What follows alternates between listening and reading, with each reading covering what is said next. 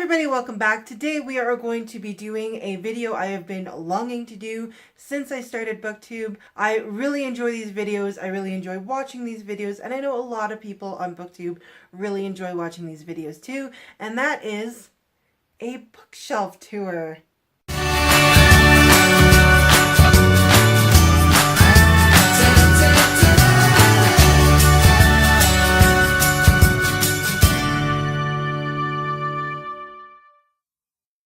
So guys, as I said in the intro, we are filming my first ever bookshelf tour today. So as you can see, I have 4 bookshelves.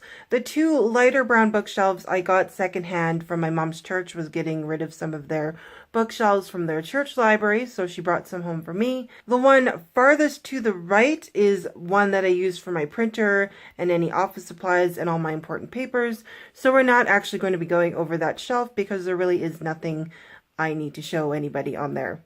The farthest one to the left is one from Walmart, and the center one is also from Walmart, just a wider version of it. The only downside with the Walmart shelves is, if you can tell, the bottom shelves are extremely wide, and they only give you 4 shelves instead of 5 shelves, so you have to buy an extra shelf, which is kind of dumb. And my farthest left one will have a mismatched shelf because I had to work with what I had.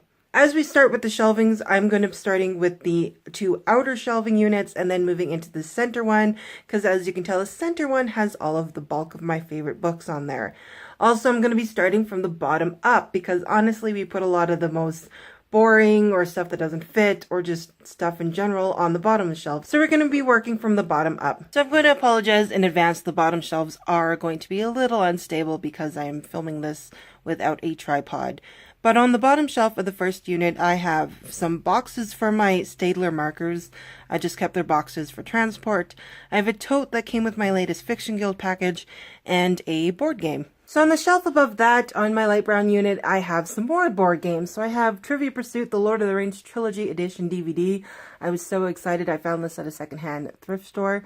And then I have a couple of Disney Trivia Pursuits. The top one, the Animated Picture Edition, I have yet to lose a match in. So that's one of my favorite board games. And then I have some random Guess the Mess that I got for Christmas a couple years ago. On this shelf I don't have much, but I do have my adult coloring book sets and then all of the markers and pencil crowns I use.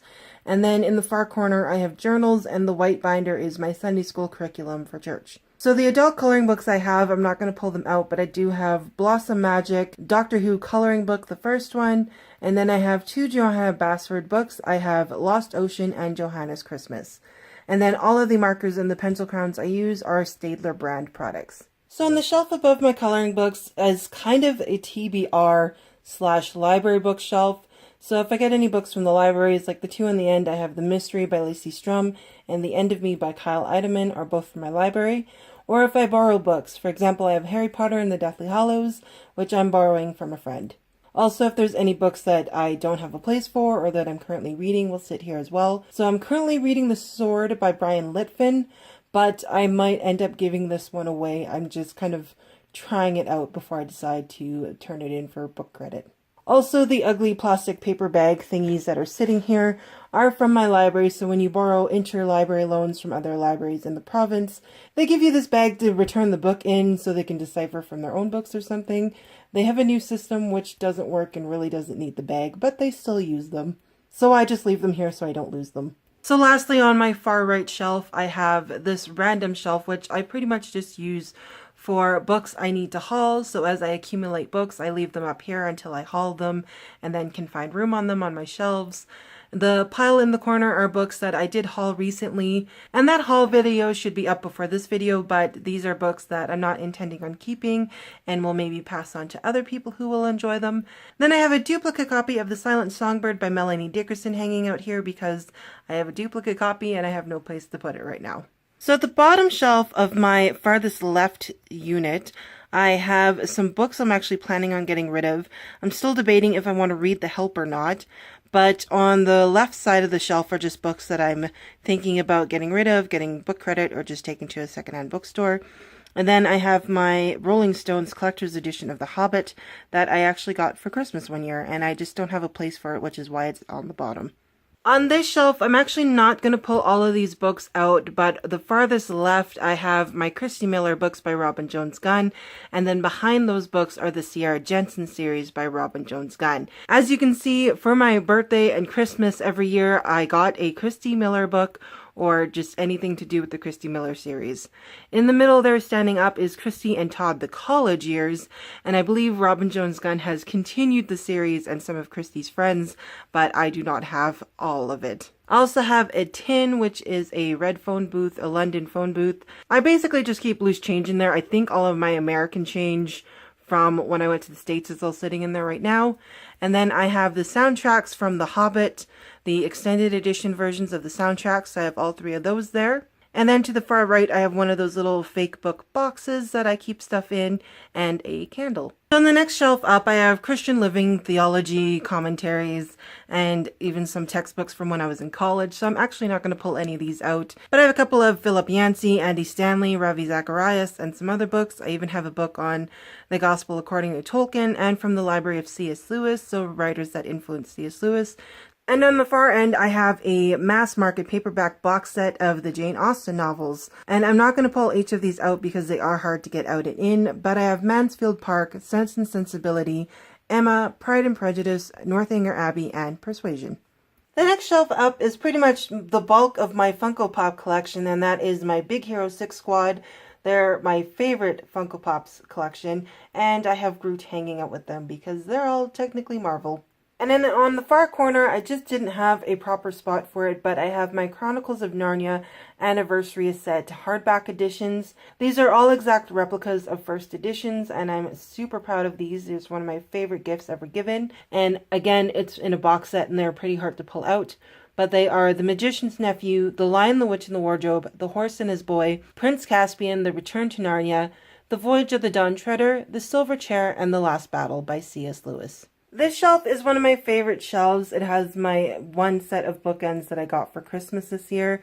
I adore them. There's Mickey and Minnie, and on Mickey's it says Adventure, and Minnie's it says Romance. I also keep my Sadness and Joy Funko Pops up here. Joy is kind of hidden in the corner because she really cannot stand on her own unless she's propped up by Sadness, which is why she's in the corner. So between the two bookends, I have the Puffin Children's Classics editions. Another version of A Christmas Carol by Charles Dickens, the first book of The Wizard of Oz by L. Frank Baum, The Secret Garden by Frances Hodgins Burnett, The Adventures of Robin Hood by Roger Lancelyn Green, Peter Pan by J. M. Barrie, A Little Princess also by Frances Hodgins Burnett, and Anne of Green Gables by L. M. Montgomery. Moving up to the top of my far left shelf, this is, again, one of my favorite shelves, one of my most aesthetically pleasing shelves. This is my Tolkien and other works of C.S. Lewis shelf. So I have my Guards of Erebor bookends that I got with my Desolation of Smaug Blu-ray, and then my little Bilbo cup topper when I went to opening night of The Hobbit, The Unexpected Journey. So I have my family's copy of The Hobbit by J.R.R. Tolkien. This is the illustrated edition with illustrations by Alan Lee. This is our first and only copy we had as a family, and was the copy my mom started to read out of us, which kind of got me hooked on The Hobbit. I also have a Weta Workshop book, Smaug, Unleashing the Dragon, forward by Benedict Cumberbatch, written by Daniel Faulkner. This is, like I said, one of the Weta Workshop books that I picked up at Comic-Con, and I actually got it signed by Richard Taylor, who is the CEO of Weta Workshops, and I also have a couple of the artists signed some of their artwork that they did on Smaug. So that was really cool to meet some of the Weta artists. Then I have my cloth-bound editions of The Hobbit and the Lord of the Rings trilogy. So I have The Hobbit, The Fellowship of the Ring, The Two Towers, and The Return of the King, all by J.R.R. Tolkien. I then have this copy of The Children of Huron by J.R.R. Tolkien, edited by Christopher Tolkien, and again with illustrations by Alan Lee. Then I have my Gus Gus and Cinderella Shoes Funko Pop, which doesn't really fit up here. I just didn't have a space for him, and he kind of fit there. So he hangs out with C.S. Lewis. But for the other works of C.S. Lewis, I have Mere Christianity, The Screwtape Letters, and The Great Divorce. I also have this ginormous bind-up of his 3 science fiction books, the Space Trilogy, which consists of Out of the Silent Planet, Paralandria, and That Hideous Strength. So on the bottom shelf of my center unit, I have the playbills from my musicals from the Disney Broadway shows I've went and seen. And then I have some vintage classic books that I don't really have a place for, and they are George MacDonald books at the back of the North Wind, and the white-spined one is The Princess and the Goblins, and then the bottom one is Heidi by Joanna Spree. I also have a little pile of NES games I got from my Opa when he gave me his NES console, and I have yet to actually set that up, but I have Tetris, Tetris 2, Pac-Man, I have a couple of Mario games, and Duck Hunt. And there's a digital camera there that is dead, and I really just need to get rid of that. On the next shelf up, I have actually a lot of books I had since middle grade and childhood, and then some books that I've collected that I loved from my school library when I was little and what I enjoyed reading. So we have Murmel, Murmel, Murmel by Robert Munsch and M. Marchenko. Great Illustrated Classics edition of Heidi by Joanna Spree. This was one of the first books I ever got as a kid. And another Great Illustrated Classics, Pollyanna by Eleanor H. Porter. A book I adored in middle grade and found on Amazon is A Royal Pain by Ellen Conford. This is like the 1980s version of The Princess Diaries. I then have a small collection of the Royal Diaries, which was a series put out by Scholastic, which featured women from various historical periods and if they would have kept a journal as young women and kind of middle age moving into teenagerhood. So these are all journals based on historical events around their lives. We have Elizabeth, the Princess Bride, Austria-Hungary, 1853. Mary, Queen of Scots, Queen Without a Country, France, 1553. Cleopatra, Daughter of the Nile, Egypt, 57 BC. Eleanor, Crown Jewel of Aquitaine, France, 1136. Marie Antoinette, Princess of Versailles, Austria, France, 1769. And Anastasia, the Last Grand Duchess, Russia, 1914. Next, I have a little pile here of books that I owned since I was a kid, or some of my favorite middle grades. Before there was John Green, there was Lorraine McDaniel, One Last Wish series of 3 novels bind-up, Mother Help Me Live, Let Him Live, and 16 and Dying. She Said Yes, The Unlikely Martyrdom of Cassie Bernal by Misty Murnau. Holes by Louis Sakar. Ramona Forever by Beverly Cleary. Is There Night or Day, based on true events by Fern Schumann Chapman. Sadie Rose and the Dangerous Search by Hilda Stahl, a Sadie Rose adventure, book 10, and the only Sadie Rose book I have ever read. And Janae's Choice by Bernice Thurman Hunter. And last on the shelf, I have the Ink World series by Cornelia Funk. Book 1, Inkheart. Book 2, Ink Spell, and Book 3, Ink Death. And then I have my big golden book of Disney Pixar's Brave, because I adored Brave when it came out. So on this shelf, we move from my graphic novels to my classics, and then I have a few odds and ends on there. I have some Daleks, I have a Doctor Who minifigure, a sonic screwdriver, a little compact mirror, and then a little collection of bookmarks hanging out here, because I don't have a container for bookmarks. So into the graphic novels, I have my first and only Marvel graphic novel bind-up, and that is Jubilee by Robert Kirkman, Derek Donovan, Michael O'Hare, and Casey Jones. Then I have I Am Pusheen the Cat by Claire Belton. Adulthood is a Myth, a Sarah Scribbles collection by Sarah Anderson. The Manga Classics edition of Pride and Prejudice by Jane Austen. Then I have a collection of the Amulet graphic novel sets by Kazuo Kabushi. I have all of them that are currently printed except for Book 3. Book 1, The Stonekeeper. Book 2, The Stonekeeper's Curse. Book 4, The Last Council. Book 5, Prince of the Elves. Book 6, Escape from Lucian. And Book 7, Firelight. Then moving on to some classics, I have Gone with the Wind by Margaret Mitchell. David Copperfield. A Tale of Two Cities. Great Expectations. Oliver Twist. And A Christmas Carol and Other Stories, all by Charles Dickens. On this end of the shelf, I have my George MacDonald books, my 1 Barnes & Noble leather-bound edition, and my 2 Canterbury Classic editions, and then my Anna and Elsa Funko Pops who hang out with the Snow Queen, The Princess and the Goblins, The Princess and Curdie, and At the Back of the North Wind by George MacDonald. I then have The Snow Queen and Other Winter Tales, the Barnes & Noble Classic edition, which features Hans Christian Andersen and other fairy tale writers. I have the Canterbury Classics edition of Alice in Wonderland and Other Stories by Lewis Carroll, and Robert Louis Stevenson, a 7-novel bind-up.